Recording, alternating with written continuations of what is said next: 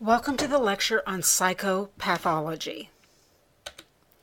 What we're going to talk about, and this isn't going to be an extensive review, but really wanted to sort of introduce the topic of some of the mood disorders and some issues, the pathophysiologic issues that surround substance abuse and addiction. So we'll look at the role of genetics, neurochemical, neuroendocrine, and also some pieces about neuroanatomy when we think about mood disorders. And the mood disorders we're going to look at are unipolar and bipolar depression disorders.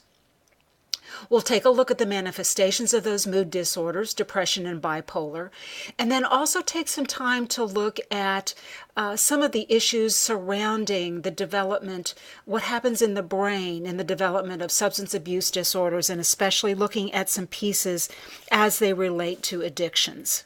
So let's go ahead and get started.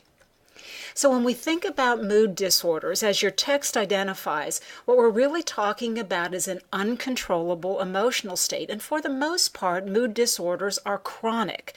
Now, we know that there are acute depressive disorders, but most of the time in your practice, you'll be dealing with someone who has a chronic mood disorder. We also know that mood disorders are a significant underlying reason for primary care office visits, especially depression. You'll see a lot of patients in primary care who are coming in with a subjective complaint, and as you work with them more, you realize that they have clinical depression. When we identified mood disorders, and specifically the two we're going to talk about, is depression, which is a unipolar mood disorder, and then also bipolar mood disorder. Now, when we think about bipolar mood disorder, as your text identifies, there is a bipolar 1 and a bipolar 2. Bipolar 1 mood disorder is much more common than bipolar 2 mood disorder.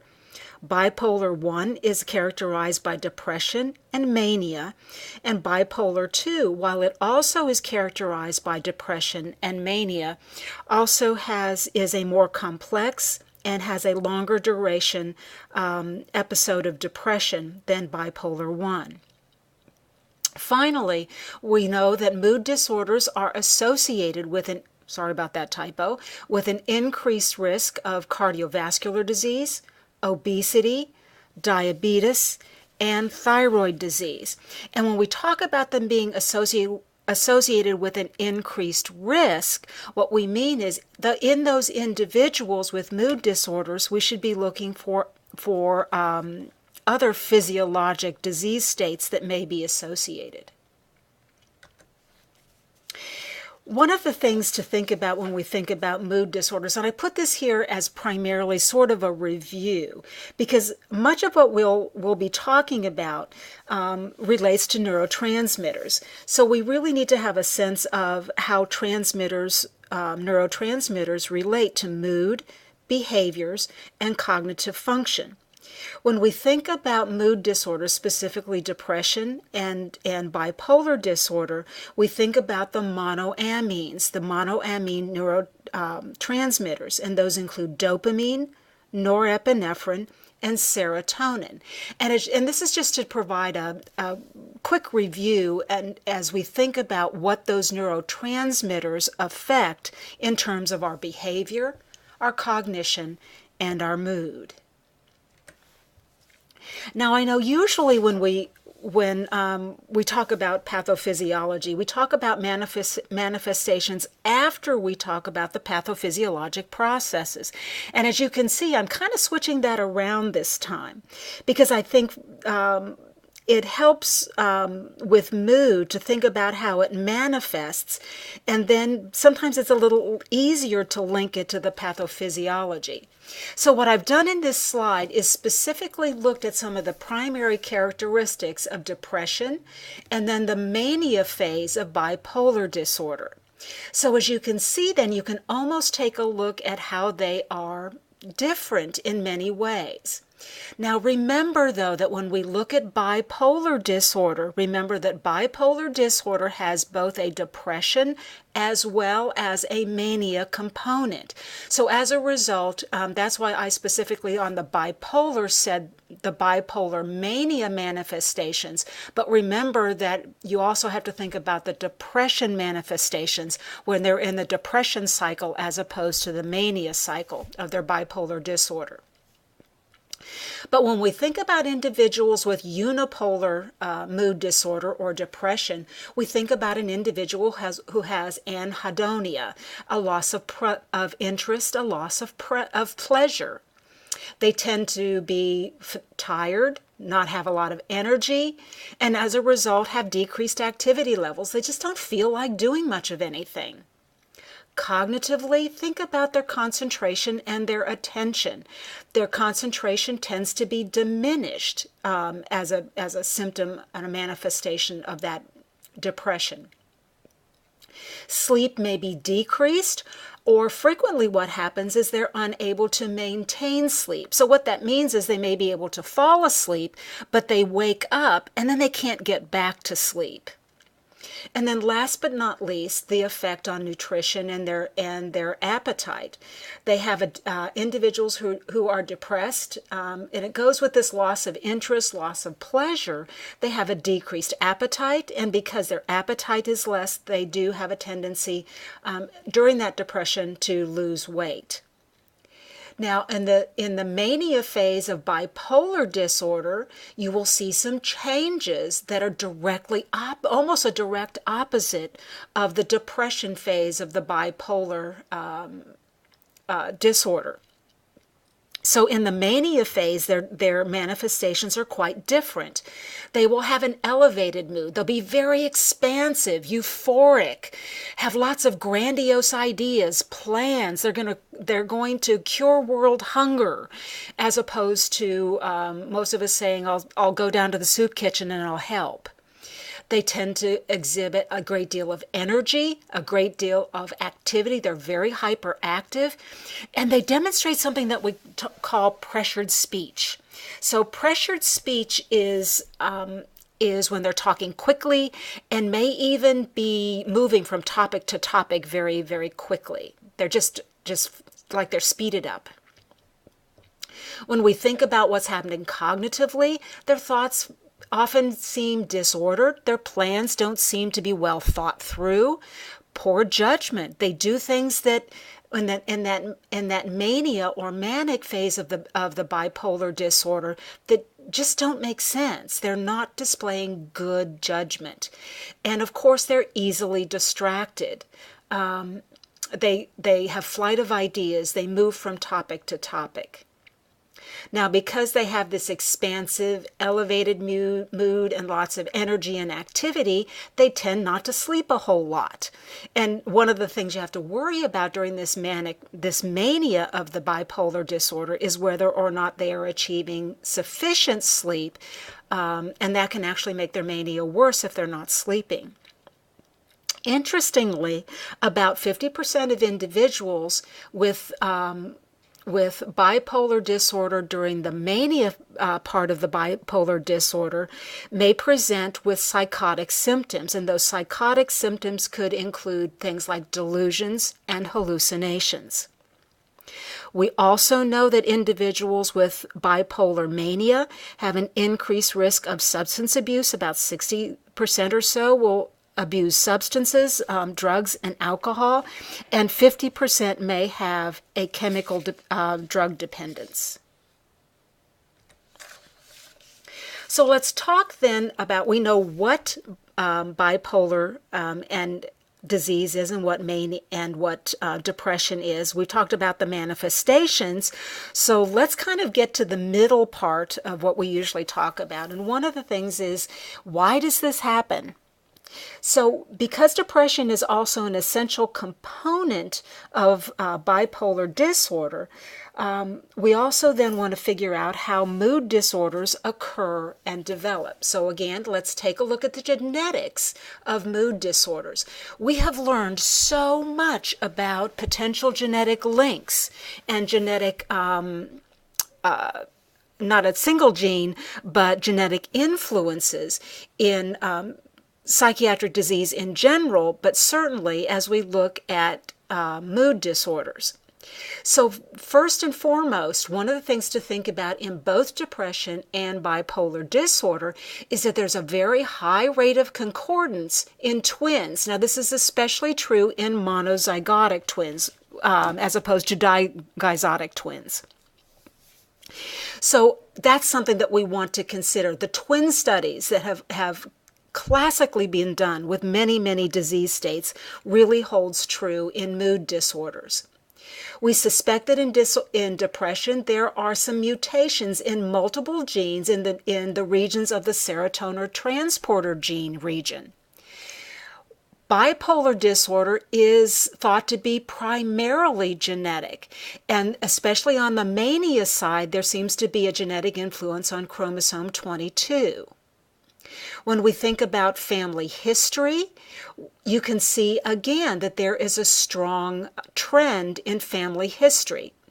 In both depression as well as bipolar disorder, you'll track this through families. About 25-27% of individuals have one parent who had this disorder, whether it be depression or bipolar disorder. If both parents had the disorder, if both parents had depression, then the child has up to a 50% risk of demonstrating depression. With bipolar disorder, if both parents had bipolar disorder, the risk is even higher that the child would demonstrate bipolar disorder. Now again, the challenge here is that we don't have a single gene that we can put our finger on, but we can track both of these disorders through family histories. When we look at gender, women are more likely to experience unipolar mood disorder or depression. In bipolar, there don't seem to be gender differences. We do know, however, that we look for bipolar disorder very early because bipolar disorder will demonstrate in children and teens in about 50% of individuals who actually have bipolar disorder. So the strongest predictors as we look at both of these mood disorders are family history, as well as how strong that family history is. On depression, someone who has had a previous episode of depression is more likely to develop chronic depression. And we know that the risk in a first-degree relative is much higher than in the general population. We also know that, however, there is a strong genetic as well as environmental factor list. So some of the environmental factors that we've looked at in depression include early loss of a parent, a traumatic psychosocial or psychological event before puberty, as well as neglect. In bipolar disorder, we again look at environmental influences that include neglect and abuse. So that multifactorial idea, that highlighting of the interaction of genetic and environmental factors has been noted with many psychopathologies, has been noted with mood disorders, just as we've noticed the interaction of gene and environmental factors when we talk about other strictly physiologic disorders.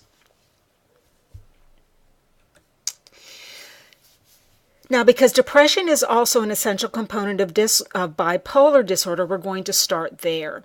So as you can see here, an episode of depression, you have a period of normal mood, and then there is a period of depression. And look how long that depression can last, 6 to 24 months. And this can last longer than that without intervention.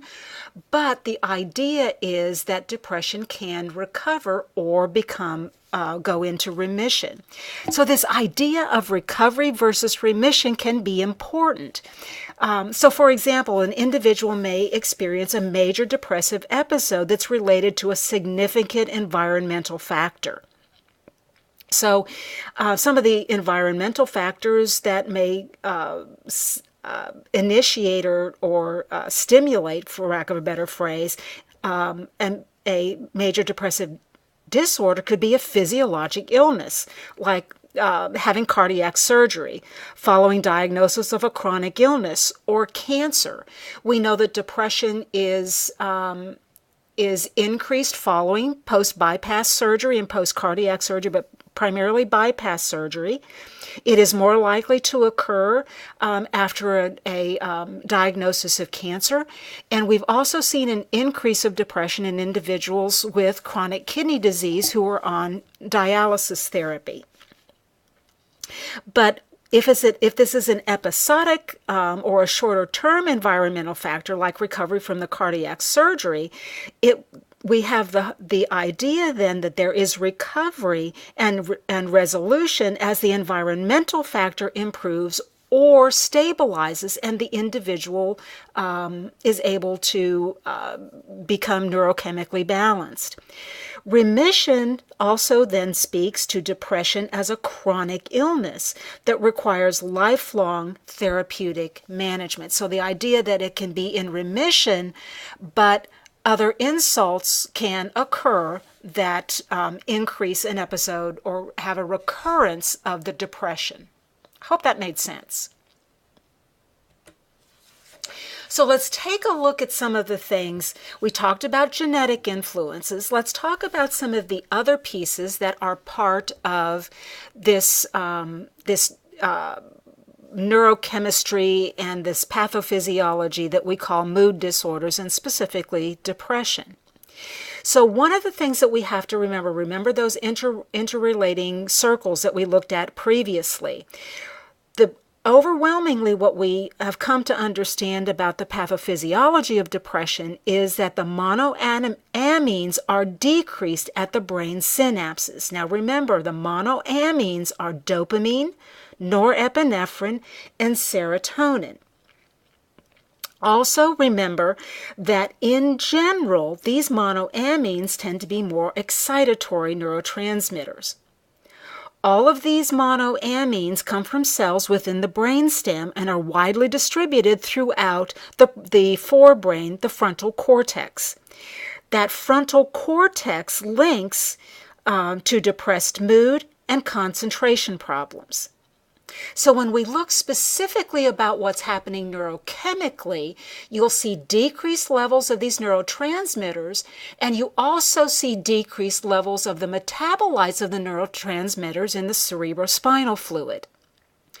When we look at each one of them, serotonin, a depletion of serotonin may actually precipitate a depression. With norepinephrine, there is also a depletion in depression. So as a result of the decrease in norepinephrine, you see a decrease in planning, in concentration. With dopamine, once again, the reduced levels occur in depression. So there is a decrease of energy, more fatigue, less motivation. Now remember, we've talked about dopamine before, but we talked about dopamine and the role of dopamine in movement, and now we're talking about dopamine in terms of how it plays into mood. We also know that there are neuroendocrine changes, and the neuroendocrine changes involve changes in the hypothalamus, pituitary, adrenal axis. And this is very important in depression. Now, we've talked about this HPA axis before when we did the endocrine pieces. We know that chronic stress leads to activation of this axis, the HPA, the hypothalamus, pituitary, adrenal axis.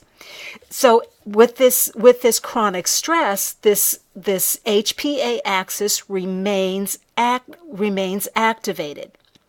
Because of this ongoing activation, there's an increase in the adrenal output, and there's as a result of that, there's an increase in glucocorticoid secretion. So if you checked cortisol levels in individuals with depression, the majority of those individuals would actually have elevated cortisol levels. Some of the most exciting work that has been done within the neuroendocrine changes and the changes there is the way stress and ongoing stress increases the activation of the immune system. Yes, one more time, we're coming back to the importance of the immune system. And so that's an important piece of how we're beginning to increasingly understand what happens in mood disorders. So hold that thought. We're going to come back to that. And then last in the neuroendocrine changes is the hypothalamus pituitary thyroid system and regulation. What we've identified in mood disorders is a blunting of the thyroid stimulating hormone response to thyroid releasing hormone or thyrotropic releasing hormone. And we've noticed this in about 25% of individuals that have depression. So if you think about hypothyroidism, some of the key features that we talked about in hypothyroidism, those manifestations are very much like depression. The apathy, the decrease in activity, increased sleep, and cognitive slowing. However, even though we think there's a link there, and there seems to be a blunting of the response in the things that we just looked at, most individuals with depression are euthyroid. They are not hypothyroid. So let's take another look at this link between the immune system and mood disorders. We've identified that stress, and we know this about stress from our neuroendocrine system. Stress increases the activation of the immune system. So because of that activation of the immune system, you have an increase in the output of pro-inflammatory cytokines. Now, the pro-inflammatory cytokines that we seem to especially see within mood disorders, within depression, are IL-1, IL-6, and tumor necrosis factor. All three of these classifications are increased. And remember, these are all very important cytokines in our signaling pathways among the cells. Because these cytokines are pro-inflammatory and inflammation is a stressor, the cytokines are actually continuing to support secretion of the HPA hormones as well as metabolism of those monoamines. So as a result of this inflammatory response, you actually see lower levels of those monoamines, those excitatory transmitters. So simply because of the way the immune system and the cytokines are affecting not only the secretion of the hormones, they also affect the metabolism of the dopamine, the serotonin, and the norepinephrine. We also then are going to see decreased levels of neuron-related growth factors. As you see changes in the neurons, and the neurons become damaged, they become more atrophied. With that atrophy, there's less brain-derived neurotropic factor, which are growth factors important in the survival as well as the growth of the neurons within the hippocampus. So once again, that cycles back to decrease of the monoamines. So the end result is a decrease in the monoamines, the dopamine, serotonin, and norepinephrine. I'd like you to take a few minutes in your study to read the What's New box in the text. It really does give us a glimpse of where our pathophysiologic thinking is going as it relates to the mood disorders and the pathophysiology of mood disorders. The last thing we'll take a look at with depression, mood disorders, is how there are actually some changes within the anatomy within the brain. So we're going to take a look at a couple of specific areas. First, let's take a look at the raphe nuclei. The raphe nuclei are in the central gray matter of the brain and contain the neurons that produce serotonin. Now, once again, these nuclei have neurons that reach throughout the brain, throughout the cortex. But we know that in depression, the raphe nuclei, there's a decrease in serotonin, so you have a decrease in receptor and transporter binding. In the locus ceruleus, which is responsible for norepinephrine, because the cells in the pons that produce norepinephrine, once again, project into the cortex. If there's less norepinephrine, there's loss of attention and concentration. So when you don't have enough norepinephrine being produced in those cells that are in the pons within that locus ceruleus, if those are decreased, there's less attention to new or threatening stimuli, and then does that also then potentially affect the amount of sleep, the increased sleep that you'll see in individuals with unipolar mood disorder or depression? With the amygdala essentially controls our affect. It gauges and modulates our emotion, which is our affect. Now, the amygdala contains glial cells. Glial cells have phagocytic properties to remove cellular debris. So what we've seen in individuals with depression, especially frequent episodes of depression and chronic depression, is that there are actually fewer glial cells. We also have identified through scanning that with recurrent depression, the amygdala itself undergoes a decrease in volume. The hippocampus also decreases in volume, and the idea there is that this may be due to the cumulative effects, the ongoing effects of cumulative effects of ongoing stress.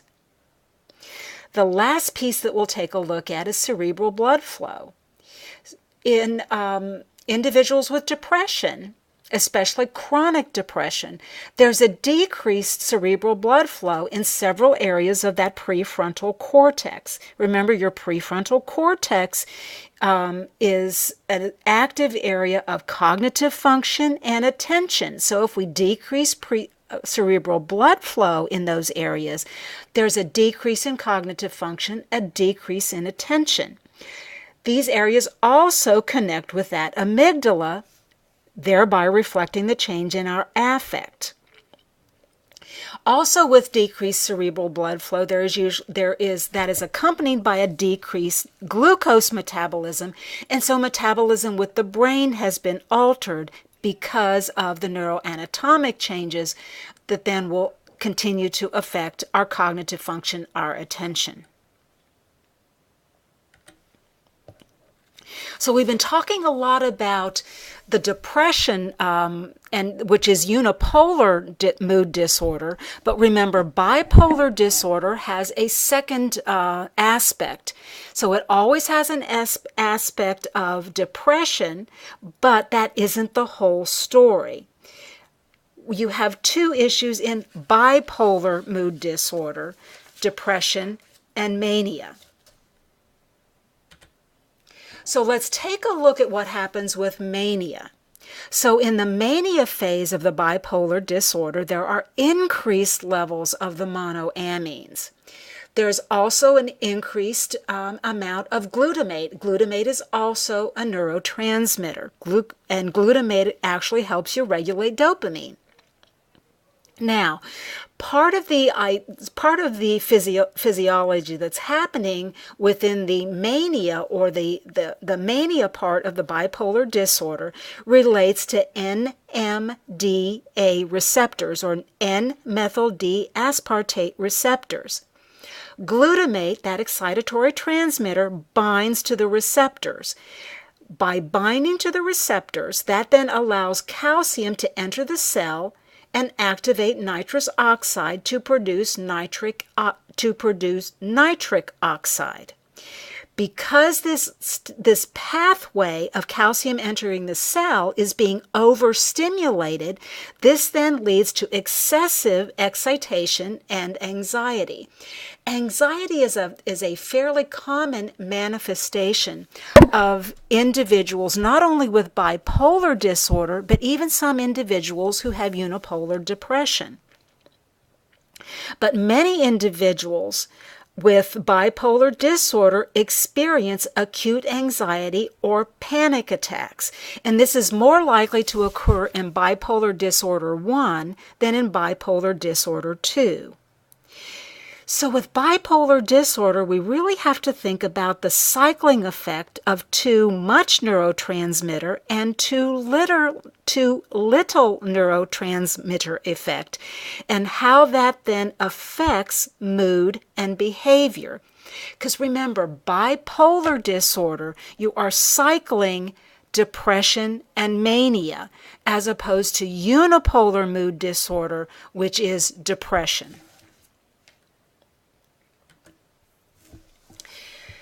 So with that as one of the areas we wanted to focus on, the second part of the lecture is to look at substance abuse, and with that, let's look at addiction.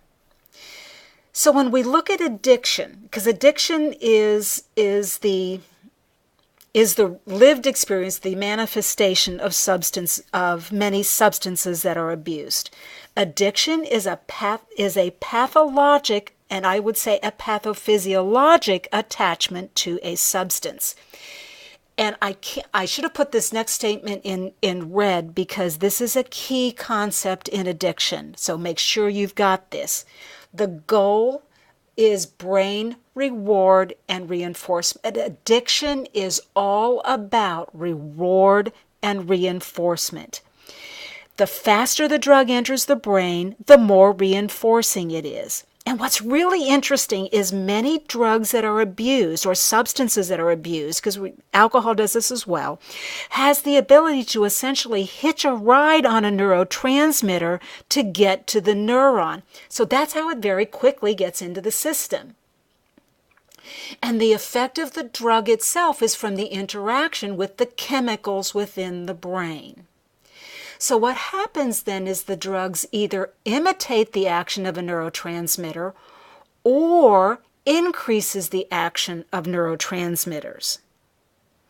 Now, another very important concept in the pathophysiology of substance abuse and addiction is how it relates to the developing brain.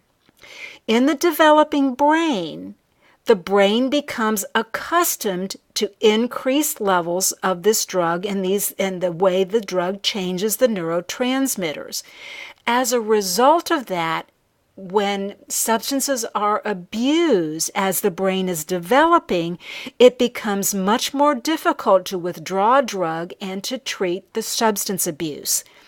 Remember that the brain continues to develop through adolescence. That is a key pathophysiologic concept. The idea of the effect of drugs on a developing brain.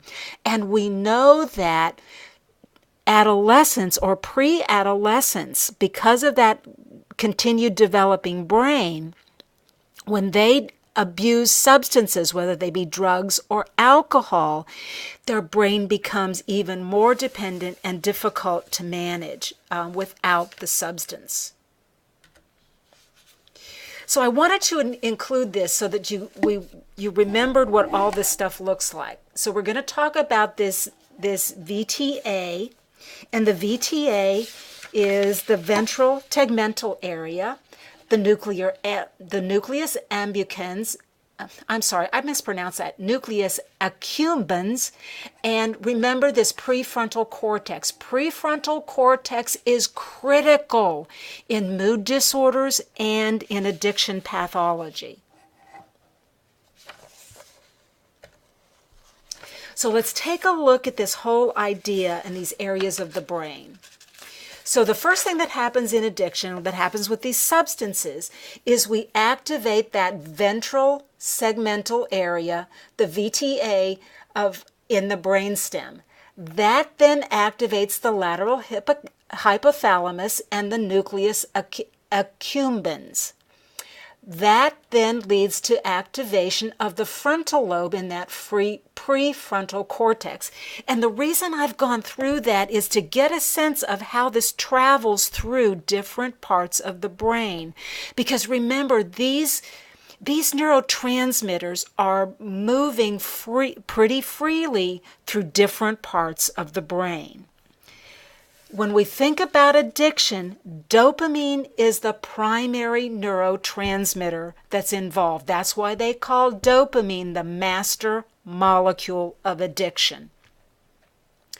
With prolonged drug use, whether it be opioids, heroin, cocaine, any drugs of abuse, that prolonged drug use actually changes the brain, and it changes the brain because of where dopamine has a lot of effects.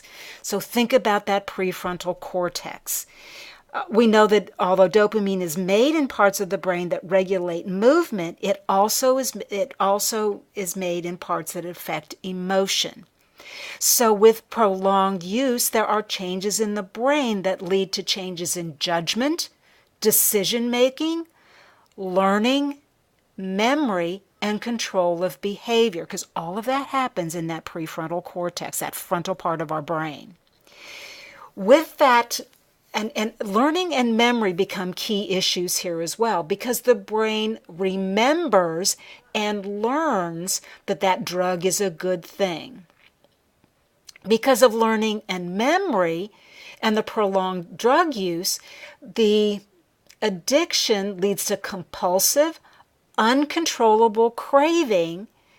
That means there's constant seeking and constant use, because remember, what are they trying to do? Meet the need. It's a very, very powerful motivator and is more important than anything else, because it's all about reward and reinforcement over and over and over. So is addiction genetic? We do have physiologic evidence in family studies when there's early exposure to drugs and early dependence, then this is most likely genetically predisposition. Certainly there's an increased risk if this genetic predisposition comes from both parents. There's also a secondary risk of polymorphism in the genes, and this can be linked to drug misuse in families that then gets passed on to the next generation. This whole idea of the molecular basis and molecular genetics in high-risk families has been getting a lot of interest in trying to determine what those gene-based links or the genetic influences within families are, because we know there's a genetic environmental links, but we haven't been able to just put our absolute finger on it. So once again, looking at the brain, what you can see here is look at that reward and memory. So your reward and memory areas are intimately close. So think of dopamine here.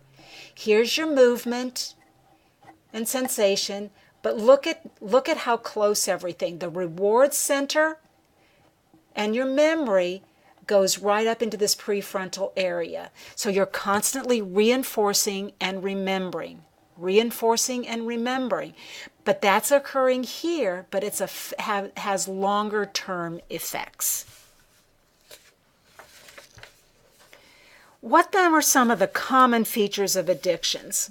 One of the key feature of any addiction, any substance that is abused over time and we develop a physiologic dependence, is that loss of control. We no longer can control our response to the substance.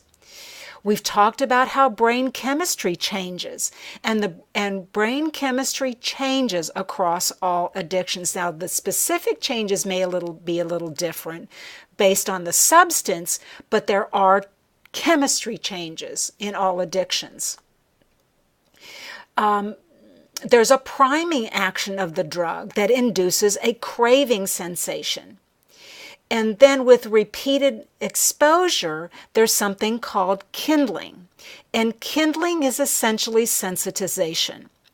Initially, the brain becomes sensitized to stress. That we've talked about the link between stress and cortisol.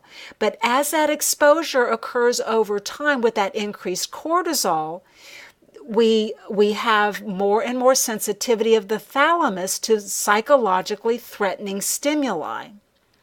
But what happens in this entire process is when you have this ongoing electrophysiologic process where you have repeated stimulation below a threshold where the neuron would actually generate an action potential, it takes a stronger response to lower the levels of the stimuli.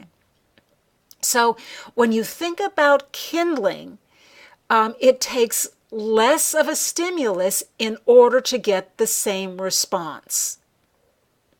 Early episodes are related to stressors, but then later ones, you don't find an immediate physiologic or psychosocial stressor. That kindling is a sensitization. It doesn't take as much for someone to then crave, need, or access the drug. Every time they experience sensitization, their symptoms are worse, and that need for the drug gets closer and closer together. So let's think then about the link between substance abuse, addiction, and dopamine. As I talked about earlier, that master molecule of addiction is dopamine. Now we know that physiologically, dopamine normally rises when we experience emotion. That's normal. But it rises very quickly with drug use and leads to changes within those areas of the frontal cortex, that forebrain area. That then results in that sensitization, increases that kindling effect, increases the nerve cell response with the repeated exposure to the drug. So you've got sensitization to that very susceptible experience of the reward and reinforcement. Now, because of the ongoing reward and reinforcement cycle, learning also occurs. And as a result, then, we are conditioned to use the drug. Now, before you know it, then, the behavior is becoming automatic. We need to have the drug whenever that forebrain area becomes activated. What happens in drug addiction is the drug essentially floods that reward system of the brain. It overstimulates and effects a reinforcing behavior of using the drug. Therefore, we keep repeating the behavior of using the drug. So what are the keys here? Dopamine. Dopamine is there. It is constantly being produced because it's all about reward and reinforcement, and our brain becomes increasingly sensitized, so it gets less it takes less sensitizing stimuli for us then to for that drug then to provide and make us, for lack of a better phrase, need that ongoing stimulus of the drug of abuse. So one more time, I know this is another picture, but I keep beating on this, but I cannot say this enough, that activation of that reward pathway. And as you can see in here, you can see where some of these pathways may actually live, but if you lay over those other pathways that we already talked about, they lay right over this, don't they? So a couple of other things to think about. We've talked about drugs in general. A couple of drugs that I think are very interesting because amphetamines and cocaine are pretty common drugs of abuse, so I thought I'd kind of pull those out a little bit. So with amphetamines, you have an increase in norepinephrine as well as dopamine. So when you have the release of the norepinephrine and an increase of norepinephrine with an amphetamine use, the rush you get from an amphetamine is from the norepinephrine. The norepinephrine increases the heart rate, the blood sugar, and as well as the blood pressure. The dopamine effects affect those feelings of pleasure that you get with the amphetamine. With cocaine use, you get a monster release of dopamine, but it rapidly goes away and then you crash, which is why you get that rapid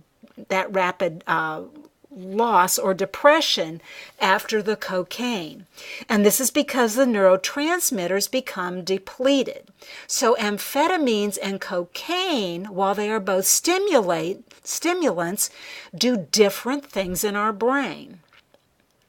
In addition, cocaine and amphetamines both have the ability to block the reuptake of norepinephrine as well as increase the release of the norepinephrine, causing an overstimulation at those postsynaptic neurons. So stimulants, cocaine and amphetamines, are acting on our norepinephrine as well as our dopamine reward and reinforcing pathways.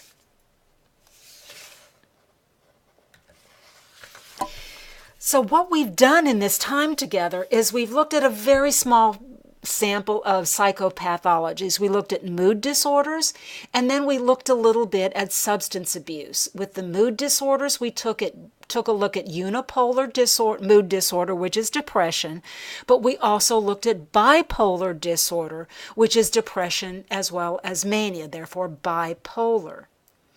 We approach these disorders as neurobehavioral pathologies. We talked about some of the pathology, the physiologic pathologies, but we know that there are behavioral pathologies that we need to take a look at. And there are a lot of neuroendocrine and neurotransmitter components. So it's important to have an understanding of how the neurotransmitters work in depression, in mania, as in the bipolar part of the mania portion of bipolar disease, as well as how neurotransmitters play into substances of abuse. We've talked about some of those genetic effects and the suspected genetic effects. And we know that we're learning more absolutely every day. Trust me that when I did my psych rotation as an undergrad, right before the earth cooled, we didn't talk about the immune system and genetics and how it related to mood disorders and substance abuse. We have learned so much during my career, and I know you'll learn even more during your career. Thank you for your attention, and as always, let me know if you have any questions.